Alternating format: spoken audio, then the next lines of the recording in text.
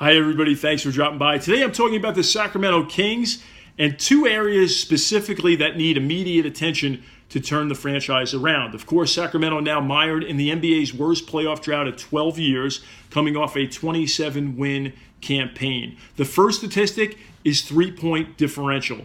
I liken this, you're going to want to listen up now, to your significant other. You must pay attention to it on a daily basis. Don't wait till holidays or birthdays. And this has been a chronic problem for Sacramento throughout coaching changes as well as personnel changes. The Kings this season were minus 714 points in three-point differential. In other words, what that means is Sacramento's opponents were making, on average, 3 more three-pointers than Sacramento. That's 9 points per game, 714 points. Last season, it was minus 447. Before that, minus 537. The season before that, minus 771. Now, you may counter and say, hey, Bill, the Kings are a good three-point shooting team. They were third in the NBA in three-point field goal percentage. Factually, you would be correct. However, bear in mind that the Kings are bottom 5 in three-point field goal attempts and three-point field goal makes. Their opponents, on average,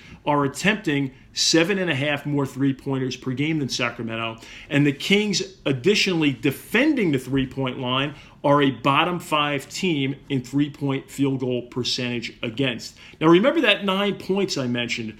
Also getting to the free throw line. The Kings were the least fouled team in the league and got to the free throw line the fewest among all the teams in the NBA. Opponents, on average, were making 4 more free throws than Sacramento per game. So the 4 points from the free throw line, that deficit, the 9 points from beyond the arc, add those up. The Kings, on average, minus 13 versus their opponents if you combined beyond the arc plus free throw shooting.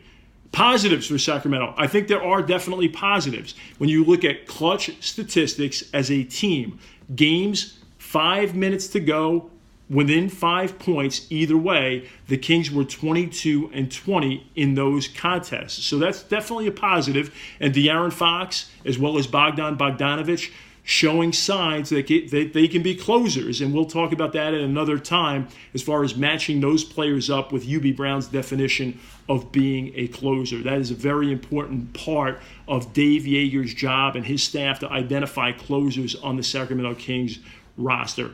Also, bright spots from Willie Cauley-Stein, Buddy Hield, Justin Jackson.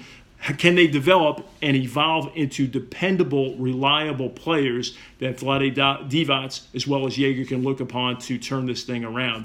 So there are some positives, but this definitely remains a major rebuilding job, especially in the hyper-competitive Western Conference of the NBA. But remember these two statistics, three-point differential and then also free throw line. Get there more frequently. That'll be steps in a positive direction for Sacramento to be at least more competitive when next season rolls around. And also, I'd be remiss not to mention, there are only 4 ways to get better in the NBA. Skill development, the draft, trades, and free agency. You need to have positive outcomes from all 4. But of course, for Sacramento, skill development as well as the draft will be prodigious, and we know that attracting free agents even in major markets is difficult, so it will remain difficult for Sacramento.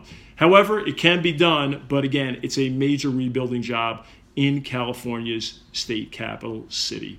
Thanks for dropping by, and more to follow. Appreciate it.